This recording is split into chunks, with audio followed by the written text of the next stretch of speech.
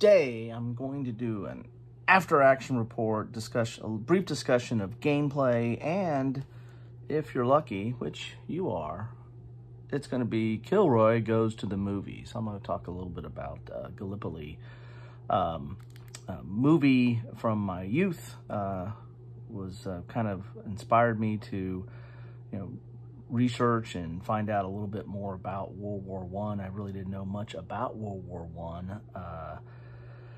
Knew a little bit about it, but I saw this, junior high, high school, right around that time frame, and didn't know a whole lot about World War I at that point. I was mostly a American Civil War and World War II aficionado, and so this kind of inspired me to learn a little bit more about World War I.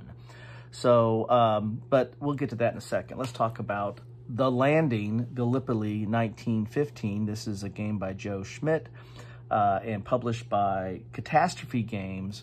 This is a solo game, and I've done kind of an unboxing of it, and I'll put a link to that down below in the description.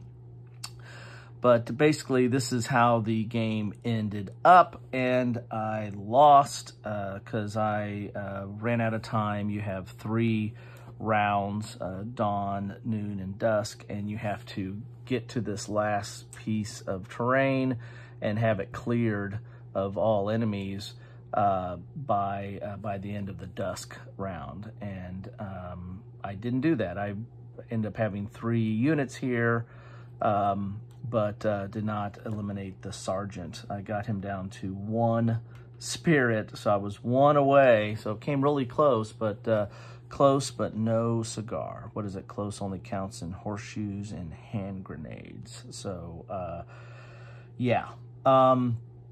So that's where I ended up.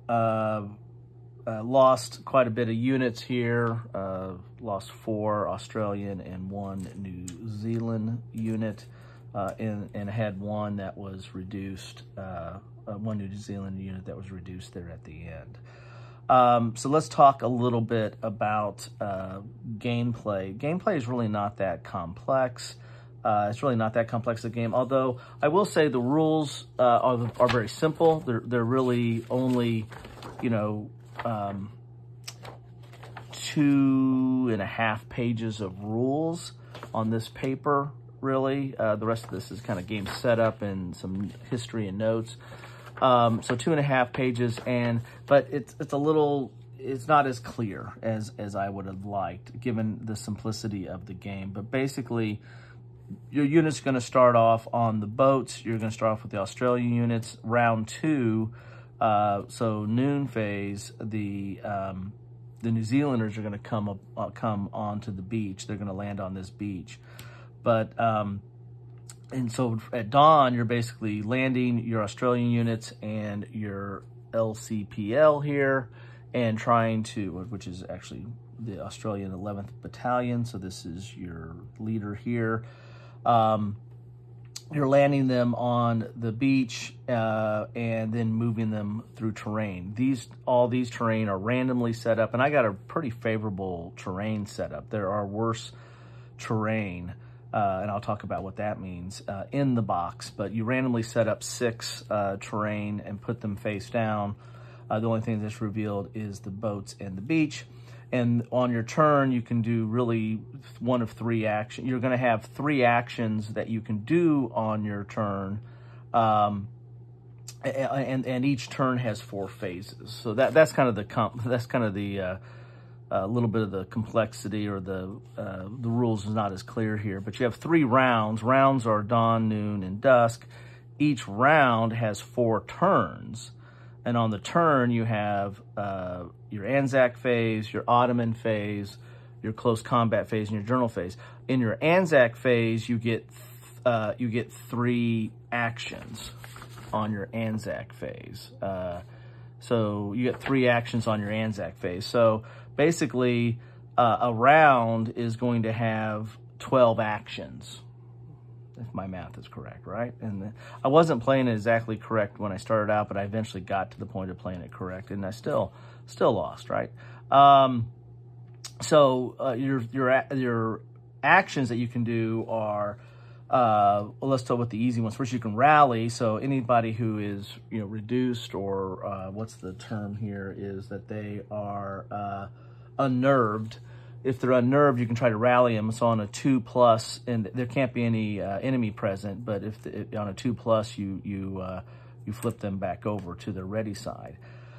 You can play one of these cards, and you have these cards that you shuffle each turn. Well, you don't get this one until you get the New Zealanders come in play, so they don't come into round 2. But you get these cards, and they do certain things. They help you do some attacks, or they help you in close combat phase. But you don't have that many, so there's not a lot of card play in this. You're limited to, you get 4 a turn, and they're not a panacea. They're not a cure-all. They're very situational. So you can play a card. You can, if there's the situation allows for it, you can rally, or you can move. And that's the main thing you're doing through most of the game till you get to the end, is advancing. And the way you advance is however many troops you have. Like if I'm on the boats, it's easy to advance. Whatever I roll, I get to advance. So you roll the number minus the terrain value. So 3 minus 0 is 3. I can move 3 of these troops over to that area. So advancing here, I roll the dice. 6 minus 2 is 4. I have 3 troops here. I can move all of them. So that's advancing. And whenever you advance to something that is undisclosed, you flip it over, you put whatever enemies are on the that are shown in this corner right here. So that gets 1 enemy. And now, if I had advanced on that with that 6, now I can engage with that. Now, if you don't have a rifle card, you really can't engage with that until the close combat round. And close combat round happens at the end of every round. And you roll a dice for the enemy, and you roll a dice for yourself. And on 5+, ooh, look at that! Both you get a hit, and so that would, 1 hit automatically removes an enemy, and a hit on your forces, if they're unnerved, it removes them. But if they're ready, then it just moves them to unnerved, and that's how close combat. So most of your combat at the end is going to be close combat if you've ran out, if you're don't have any like rifle cards or direct damage type cards in your hand. And then so you're going to do your 3 actions, and then the Ottoman's going to flip over a card, and they're going to do whatever's on the card. And that might be a direct attack, it might be a sniper attack, it might be a bonus for close combat. There are close, like bayonets or a close combat modifier. So instead of getting a 5, you get a hit on a 4, 5, or 6. And that's it. That's the game. You're going to rinse and repeat that until you get to this final terrain, and you've got to eliminate all these enemies on here. And even though this is a good setup, meaning that the terrains are pretty low, there are some terrain cards that are really harder to advance on and have more enemies on them. But whatever enemies that are left over, so I had 1, 2, 3 enemies here. These didn't have any.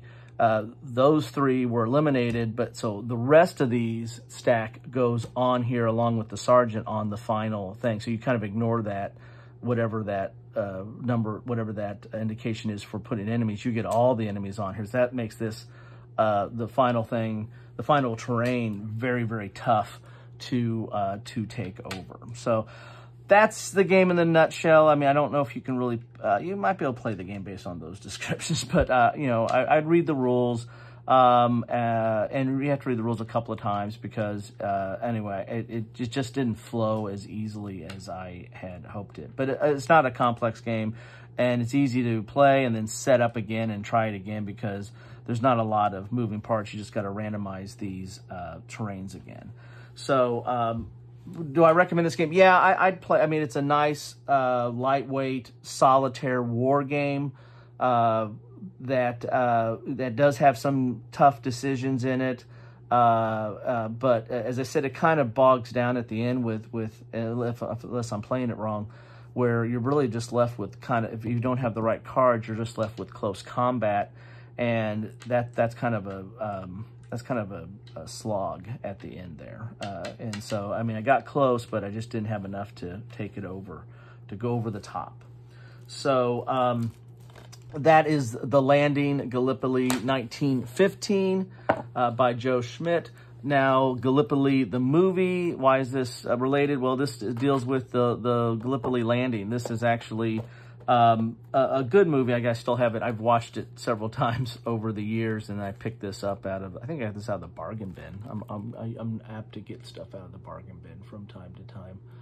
But this is one of Mel Gibson's earlier movies. I don't think this was his first, but pretty early on in his career.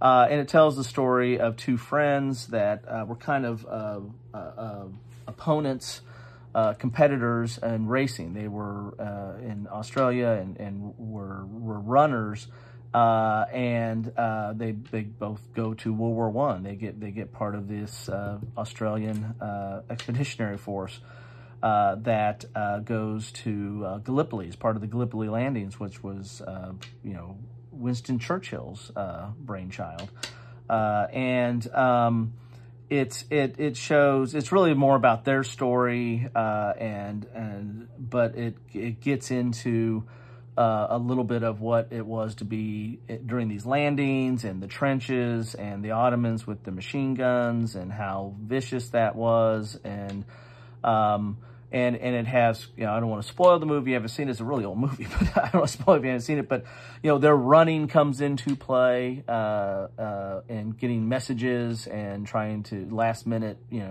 messages about attacks and what have you. And it's interesting because the movie 1917 and also the movie My Way, both of which I've talked a little bit more about My Way than 1917, but both of them have some of that same last minute running to get, last minute running to get a message in 1917, but also the story of two runners that starts off the whole thing of My Way, and competitors. So I found it interesting that both those movies feel like they draw a little bit from this movie, or at least some of the context of this movie. But it's not a bad movie. If you want to, there's not a lot of movies on the Gallipoli landing. Other than this, I'm not sure if I know of any other ones. I take that back. I think I can't remember what it was, but I've seen the Gallipoli landing portrayed in at least one other movie, but it wasn't really the focus of it, where this is kind of the focus of it, but it's through the eyes of two, Australian runners. So anyway, that is Kilroy Goes to the Movies. That is The Landing Gallipoli 1915. That is an after-action report and discussion of gameplay. So if you have any comments on this game, on this movie, feel free to let me know what you think about any of those things. Love to hear from you. Thanks so much for stopping by.